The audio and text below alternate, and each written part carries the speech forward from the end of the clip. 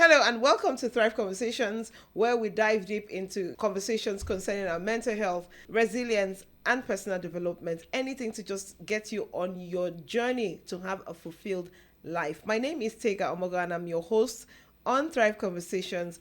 And today we have an amazing guest. When we talk about Thrive Conversations, we're talking about everything under the face of the earth that can help a person thrive to be a better person. And in the course of this, we realize that there are a lot of things that are going on in the world that are affecting our mental health and people being stressed out. And so we decided to dedicate one full episode to things that are going to lighten our moods. And we call it the Thrive Testaments. So today I have with me an amazing woman, and her name is Mayowa, and she's going to be talking about herself and how she's doing amazing work in the society. So welcome with me, my darling sister, Mayowa. It's so good to see you. Yes, thank you so much for having me. I'm One so of the things grateful. I love the most about you is your heart of kindness. Thank you. And I'm going to talk about this sometime else, maybe I should just say it now. I needed you were so quick to jump on this, and it made me feel so happy, because sometimes people don't want to talk about some things, especially when it appears to be like they think that maybe you're going to share their glory or something. But it was such a relief that I could call you and you answered me so quickly. I really appreciate this, and I just want to say thank you. You're welcome anytime. I've told you anything. Thank you. So can you just tell us a bit about yourself and what you do? What do I do? So my name is Mayowa. I'm the CEO of Ashake Foundation. It's a non-governmental organization here in Abuja. Nice. So we're focused on empowerment, employment, and education. Empowerment and employment for underserved women and girls, especially widows. And then our program for girls, the leadership programs for girls. So we go to communities, get facilitators to come and teach these girls in their communities, because we know that sometimes these girls cannot afford to have mentors, they cannot afford to pay mentors, to pay people who come and train them. But then we bring these people, professionals, to the community to come and help them. And then for the women, we organize skill acquisition programs, and these programs ensure that they go through intense apprenticeship. Wow. Yeah, such that when you are done, you are so good at your trade that you can train someone else. Wow. Like this year, we've had somebody who was he was a trainee 2 years ago, and during our program this year, she was a trainer, because now she's so good at her trade. If you've done 6 months to 1 year of training, you'll be good. And then you have post apprenticeship support, you have access to your facilitator. Amazing. You get startup kits, we even register their businesses with CAC. Wow. Yeah, so yeah, that's what we do. Really. Amazing. Yeah. What inspired you to start this NGO, especially the one for widows? So let's take it spiritual. Yeah, then I'll talk about the physical. Yes, The spiritual is when I was about to get married, the only thing that God told me to do was take care of widows. You know, everybody gets instructions when they're about to get married. That was one instruction I heard clearly. I'd never met a widow. I didn't know anything about widows. I didn't even know any widow. So when I was even starting, I was confused, because I had to call my friend Esther and say, Esther, please, do you know any widow? Where can we find widows? Are you kidding? Yes, like I didn't know anything about widows. And then another why, one of my major whys is the fact that when my mom finished service with the civil service, she didn't have a job. She didn't have anything to do. And she took on entrepreneurship. Because of that, I got access to university. If my mom never took on entrepreneurship, how would I be? How would I have gotten to the university? How would I do the things I'm doing? So people don't understand that when you empower one woman, you've empowered the nation. I love that saying. Yeah. So if you do that, we are ensuring that, we sometimes feel that, is the effect going to be felt? It's going to be felt, because imagine if my mom never took it upon herself to say, I will sell kerosene so that my daughter will go to university. And she did it. I finished university, waited a little while, and then she stopped. And so now I don't want taking care of her. So imagine if she said, I've never done business before. I've been a full-time civil servant though. But she saw that my daughter has to go to university and anything that it will take. And that's why I say, for other women, anything that it will take for you to ensure that your child gets basic education in Nigeria, nursery, primary, secondary, ensure that your child gets that. I love it. You have times when you question everything. I've had my experiences. I've had teary moments. I've had to shut down. I've had to close office. I've had to do all that. But when it's God that is sending you on this journey, the moment when you drop it all down and say, God, I've given it. You called me on this journey. I've given it back to you. I can't do this any longer by my own strength. Then you see how God would bring you up by himself. Most times we try to be strong. So even if God does not send you on this journey and you pick the call by yourself without God calling you, when the troubles, when the trauma, when the wahala, when he steps in, the premium shiggy is not just premium. It's going to be double premium, like platinum kind of premium. I get yes, you. so that's it. So what are some of the challenges and setbacks that you've had on this path?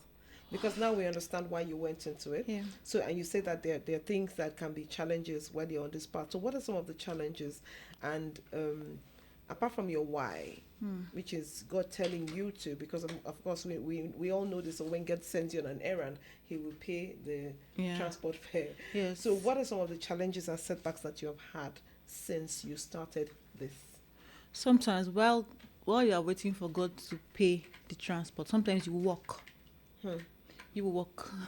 When there's no transport, you will walk. Absolutely. On this journey, on the journey of not having funding for 7 years, and you are relying, so organized funding, formalized funding for 7 years, and you rely on beggy.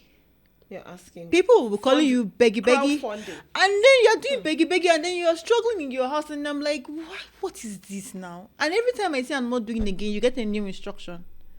And so one of the problems is the fact that what if the monies do not come the way you expect it? The money didn't come the way I expected it, but it came. It might not come with the number and the capacity or the way I expect, the way I'm thinking about it, but it will come at the nick of time. I have so much experience. When I was on my 30th birthday, I had a back to school program at Millennium Park. Rain was pouring on that day. I had ordered for school bags for 100 children, and it didn't come. We got to Millennium Park. The 100 children, the women were there. Oh. I didn't have any money. I had to leave Millennium Park, go to the market, and I said, who is going to borrow me money to buy it? Because these women, they came under the rain, and they were waiting for me at the Millennium Park. Wow. Did I get the money? You know when God sends you a raven, it was a raven that lent me the money. Someone that has never, ever given anything to me. Like, no matter how I try to push my program, nothing. And so when I say, so that's one of the challenges and God coming through. And that challenge is you thinking that you have wasted your youth doing this kind of work. Like, who sent you to go and do widows? Widows. Do you want to be a widow? Yeah. The thought to come, do you want to be a widow? And you'd be like, no, I can't be a widow. But then if what you are doing too much, I hope you're not triggering these spirits of widowhood around you. You know, and that's another challenge. Another challenge is when people close to you begin to question the work that you're doing. Like, what's this going on, Mayowa? Can't you get a job or something else to do with your life? Another thing that I always had to also go through was when I now started raising some funding, I felt guilty taking money as a salary. I felt terrible taking money. And then Holy Spirit said, do you have, like, is poverty part of your, did I add poverty as part of your name? Like, is your fourth name poverty? When you work, you deserve to earn. And because you have staff that you pay. Yes, and you pay them and you don't pay yourself, thinking that if I pay myself, I'll feel bad. And then what do you do? So all those things affects your mind, affects when you see all your, is it the rejection mails? I told someone that I've been on this journey for 11 years, and October 2024 was the first month in 11 years I didn't get a rejection mail. Wow. So imagine getting a rejection mail every month for the past 11 years. How can you do that? But if I tell you that when it starts pouring in, it becomes like a rainfall. But can you wait? Can you continue? Can you move? Can you keep listening and obeying? Can you trust God to take care of you? on this journey. So if I continue to think about the challenges I've You gone won't move forward. through, So true. Mayowa, So true. or handling motherhood with this. So how are you able to manage that with your own mental well-being? Oh, How are you able to manage? Because if you have the challenges that are going on, you have a family. Your family is a young family, I Yes. know. So how do you now manage it and for your own mental well-being? Because I mean, we had an episode where we talked about self-care, and it's important that you take care of yourself because you can't pour from an empty cup. So Yeah. how do you manage these challenges and your mental well-being I didn't manage it well in the beginning? for a long time. Wow. I felt too passionate that I forgot that it's only someone that is alive that can give her best. Absolutely. And so I forgot to take care of myself. I felt guilty. So this is the issue of self-esteem and the issue of the fact that you think you can handle it by yourself. And so you also having to in this journey also having to now deal with a child who was also struggling with her development, and then having to do that with the work. I went through chronic depression. Oh wow. Yeah, so I have a personality that can be smiling outside and be dying inside. Well, I think that's actually a thing because they call it smiling depression. Yes. Yeah. So I would be so fantastic smiling. You will not see anything. When I get to my bedroom or I get to my room, I will start crying. Until I told myself, that's why I said for years. Because getting rejection mails, dealing with a child that is having slow development, dealing with people saying that you need to go and sort out, maybe this person needs speech therapy, and then you're dealing with family issues, you're dealing with marital drama, you're dealing with financial issues. How was I able to manage it? I dropped it all. I took a break. Of everything. I told myself, Mayowa, stop. And it's also okay. And it's fine to stop. It's fine to stop. My mom called me and said, Mayowa, if you die, the work continues. Don't die. Because God did not give you that work to kill you. Yes. It's just in your own processes that, this has happened. Yes. Amazing. I love what your mom said. My mom said, if you die, the work continues. Somebody else will do it better than you. She said it. Whoa. So you had better stop. Whoa. Take a break. Rest. Whoa. Mayowa, rest. Stop it, rest. And oh boy, did I stop. Oh, I did. And I'm telling you, when I stopped, I now started seeing all the wrongs that I had been doing for the past 10 years. I saw the things I had not been doing right. Structure, processes, management, communication, network. I had to pull back from everything. Even my daughter started calling me auntie at a point. Oh, wow. Because I thought I was available, but I was not available. Because when you are going through chronic depression, you cannot see anybody. You're not using work. You're using work to cover things up, but the work itself is not even working well. You're losing. This is why they say there's no health without mental health. Yes. You just think that you're going, you're moving, but things are actually not moving. Nothing is moving. So you were not even optimal in your contribution, even to society. Yes. So you think maybe you're optimal, but you're not optimal. And then when I stopped everything, and I took a break, so I'm on my way back. And on this journey on my way back is easier. Like, I understand it better. My communication is better. The way I see things is better. The way I even structure my programs, the way I structure my work, the way I structure even my daughters, the way I sit down with them. Like, you know how you enjoy finally being a mother? I see them. I love it. And they see me. I say I'm available. You are my most important duty. Like, the most important thing. You are my most important thing. The whole world can wait. You, my daughters, are. And so they know. They'll say, Mommy, you said that we are your most important princesses. And I'm like, And I'll tell them for the eternity. Absolutely. And so I'll notice that the wheels fall off. And so I'll notice that maybe one of my daughters was going through bullying. I didn't see it. Oh wow. And then being available means that I saw it. And she saw me, she saw my actions and my reactions. She was like, my mommy, if anybody talks to me anyhow, my mommy is coming for you. this is something, as my work as a therapist, that's what something I've noticed that happens to quite a number of young girls. They would tell you that my mom wasn't available. My mom didn't stand up for me. I've heard that too many times. So I'm glad that you were able to deal with that with your girls, because it's something that is a thing. Yes. It's a thing. They just like, my mom won't stand up for me, so there's no point No. in me talking about it. No, my this mother, they call me, this mother is an eagle. I love it. And a hawk. I love it. You come, it depends on the way you come. You come like an eagle, you enjoy the love of an eagle. You come like an hawk.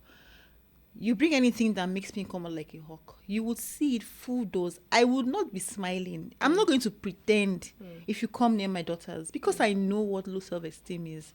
I know what inferiority complex is. Absolutely. I will not take it. Let's not transfer it. Yes. Awesome. I love it. So let me ask you now, let's get back to the widows, yeah?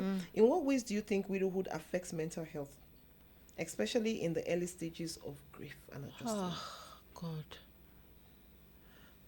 I'm remembering one story. I went to one of my widow's house, and I saw her picture 2 years before her husband passed. And she was looking so beautiful. And 2 years down the line, she had become somewhat semi-bedridden. She had lost her sense of thriving. She could not see herself as someone who could do something fantastic again. And over time, she was gone. I've experienced it over and over and over again. With people. Yeah, because sometimes this is someone that you did not imagine that you're not going to grow old with.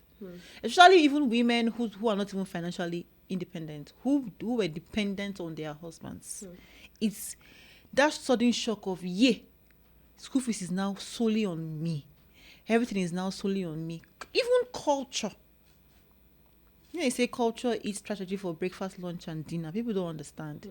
No matter how organized you are, culture can destroy. Culture Absolutely. Destroys these women. Absolutely. These women, Absolutely. the rights, the culture. When the woman loses her husband, and you begin to bring traditional rights to her, you begin to tell her that she needs to do something. She cannot go out. And when you even see them smiling, I say, "Why are you smiling? Maybe your husband died. You should keep weeping. You should keep crying. Why?" It brought me to this story I saw on social media some time ago about the woman that her husband passed not long ago, and then all of a sudden they found out she was pregnant. Yes. Apparently she had met someone, and Yes. she started dating, and she got married, and she's had a baby, and social media went and got. No, I saw it. And the reason why people were going like that is how can it be 1 year? When did your husband die?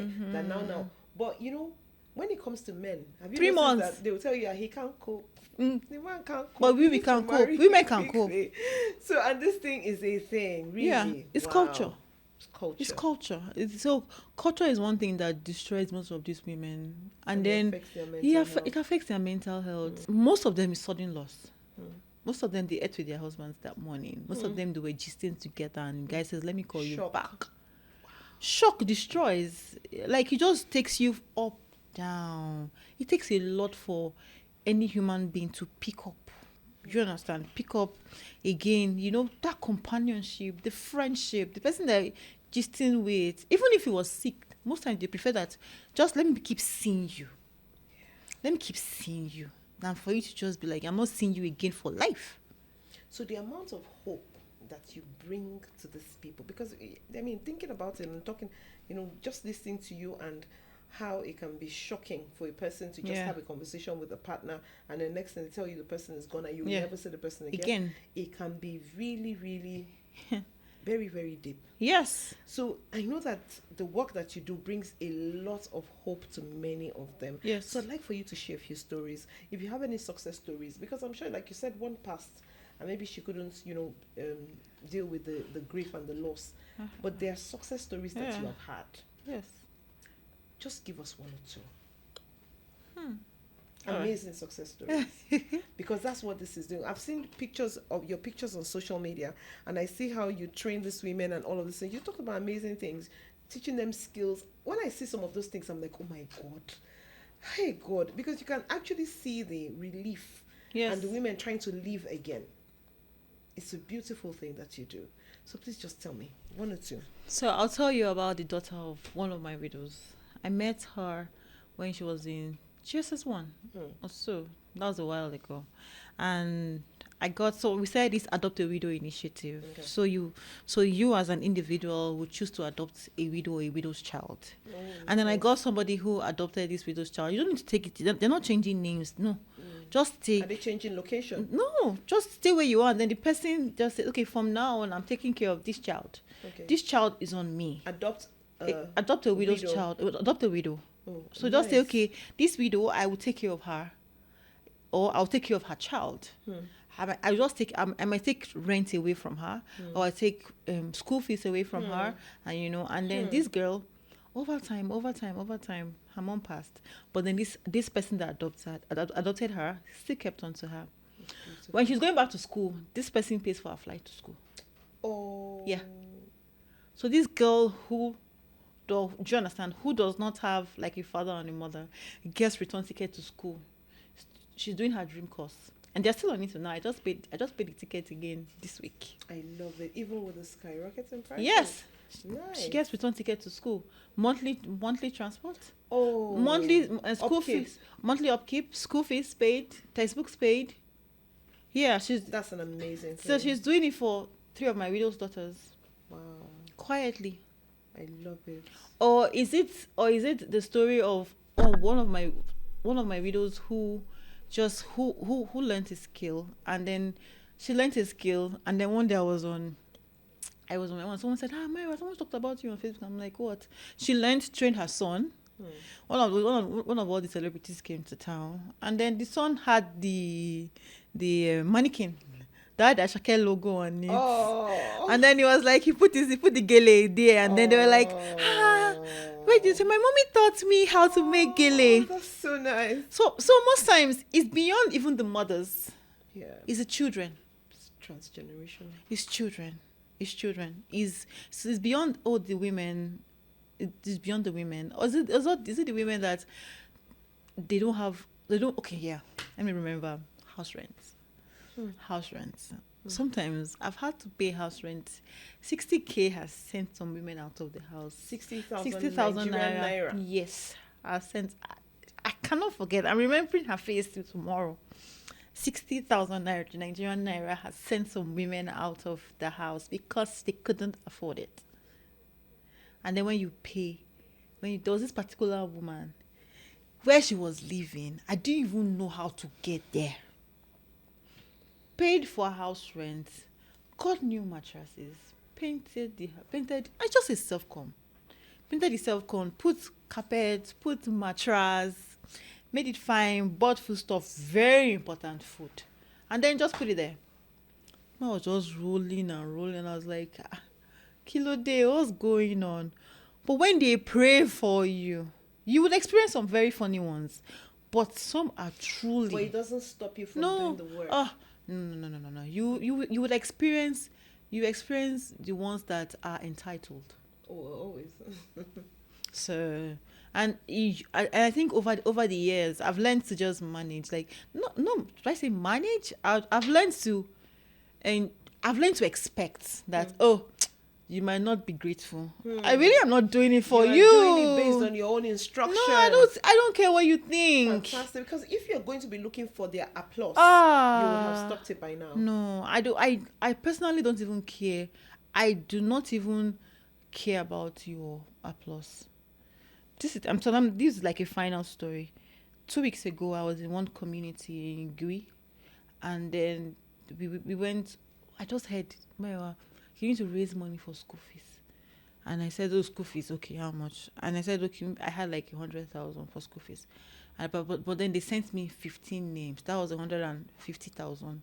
And I said, oh God, what? He said, is it you that sent yourself, or is it me that sent you? I posted it on my status, and one woman asked me that, Mayowa, do you still need the 50K? I said, yes, ma'am. She forwarded the money to me. We got to the school last week, not even 2 weeks ago, last week we were there.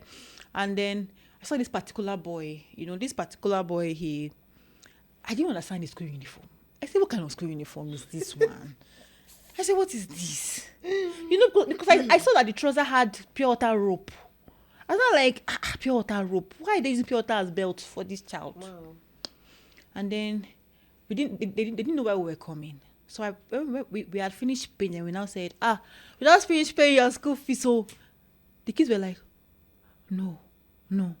I'm like, yes, just finish paying your school fees. So you're not owing school fees for this term. I'm like, we're going to pay it for a year. And then this boy ran to go and call his mom. Single mother who, so I sometimes go beyond widows. I go to single mothers too. Oh, amazing. Yeah, so I called the single mother, came to me and she was just crying. I said, what is this now? I said, I don't like all this public show of, and she was just crying. She said, you don't understand. The boy stood there and the boy was shaking. He was just shaking. He was shaking. I was like, calm down. He was shaking. I said, what is going on? And the boy just started crying. He just kept saying, thank you.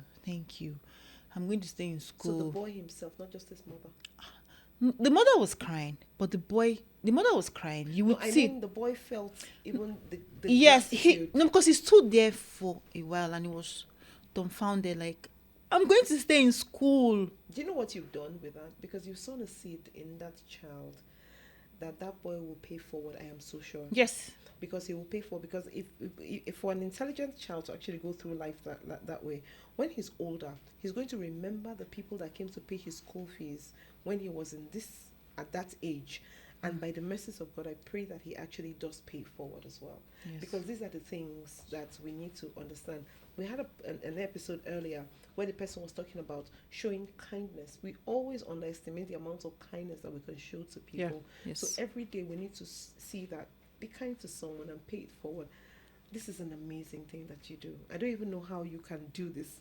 So without so much funding, even with little or no funding, I tell people that you can do so much with so little. Absolutely. Sometimes you want to do a food drive, and you're waiting for 500 a million naira. Sometimes if you just look within, sometimes the people are even trying to help.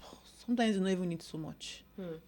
That same community, that same woman, we took food to that community. The man was just saying, auntie, you don't know what you have done. That there was no food. This money she gave her children 100 naira to buy oil, just mix with something, and then they go to school. That they were even saying, Mommy, we are hungry. She was like, go. God will provide. She didn't even eat. And then we went there, and I tell people that when I go to a community to go and share food, I don't do many women because I do a lot. When I give you a bag of food, trust me, that food can last you for a week. And I don't give you what I don't eat in my house. Absolutely, that's something so else. I don't give what I don't eat. I don't give you clothes that I don't wear, shoes that I don't wear.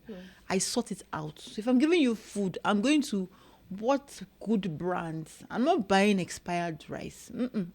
I don't give you rice if I cannot afford to buy the good rice. I don't give, and I look for the brands that we know that these are safe and healthy brands. And so that's what we give all these women. Yeah. I love it. I don't even know, as in this thing that you do, I don't even know how to even start with this thing. So, of course, how has this NGO itself changed you personally? What has it done for you? Because there is absolutely no way that you would do work like this and it hasn't done anything for you. How has it impacted your own life? So, personally, 2021, I saw on somebody's WhatsApp status, because I was wanting to do my master's, but then do it abroad. But when I started having kids, I just said, well, maybe we should just do it here. But then I was like, I wanted to go to one of the best schools in the world, but I don't know how it's going to happen. And so 2021, I saw on the WhatsApp status about a scholarship on the number one MBA school in Germany. I said, Mayowa, I beg, Mayowa, no, they do pass yourself. Just come out your face. Like, they're only going to pick one person from Nigeria. How?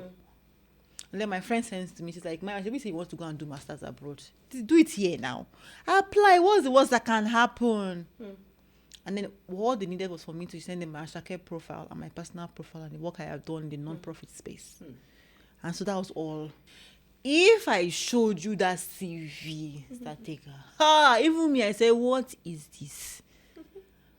So it's not of him that will let or win it, of God that showed mercy. That's the summary.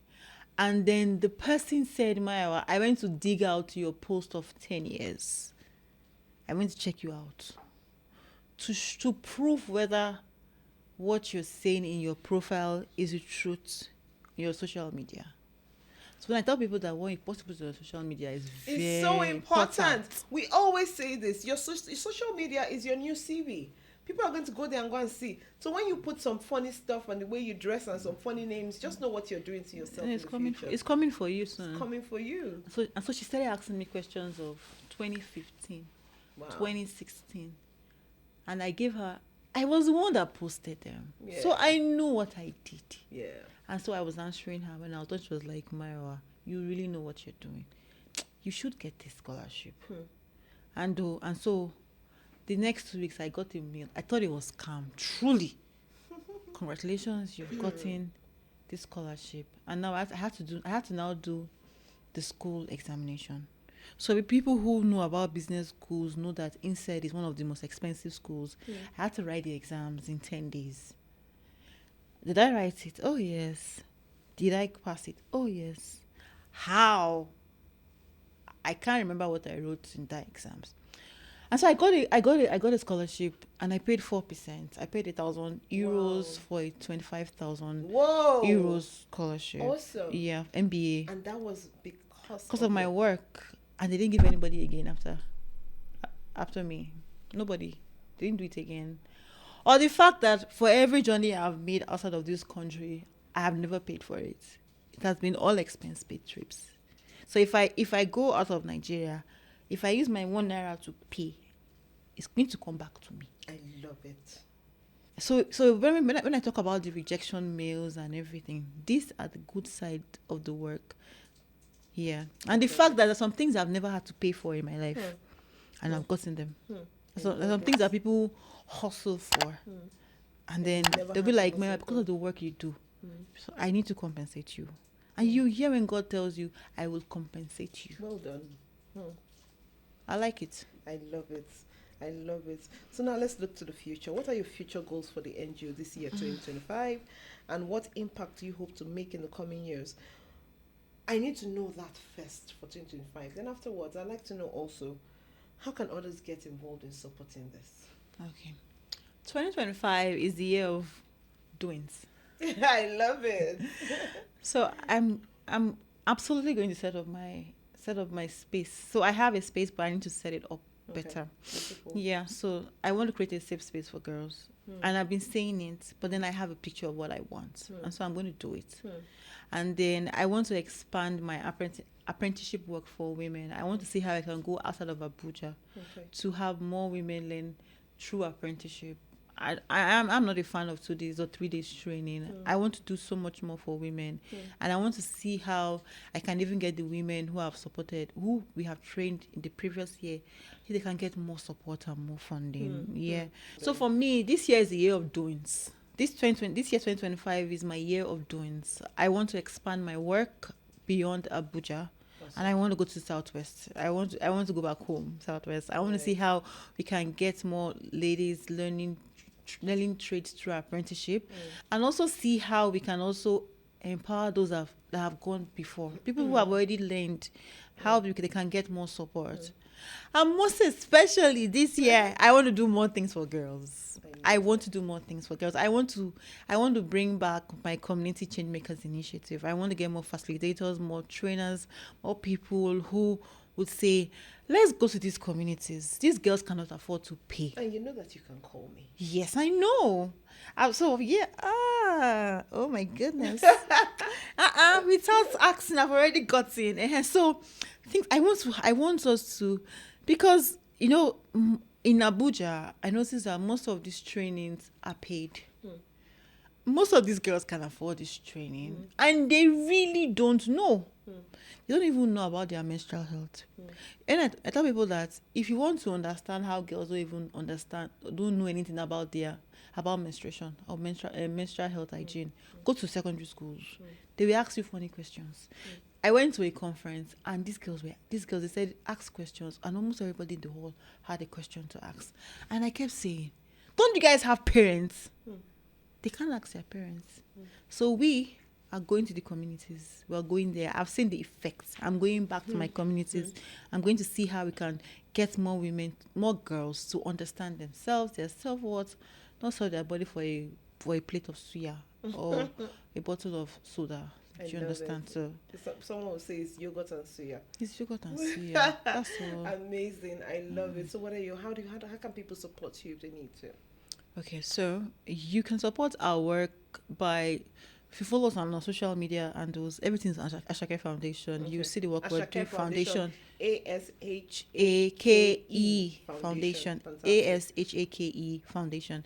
You Fantastic. see the work that we're doing. We're putting, so there are links where you can offer to volunteer, Okay. offer to be a facilitator, offer to be a beneficiary. So all those links are on our social media platforms, Okay. where you can just click on anyone. If you want to adopt a widow, whether a month, 3 months, 6 months, there's a form, you just fill it to get back to you.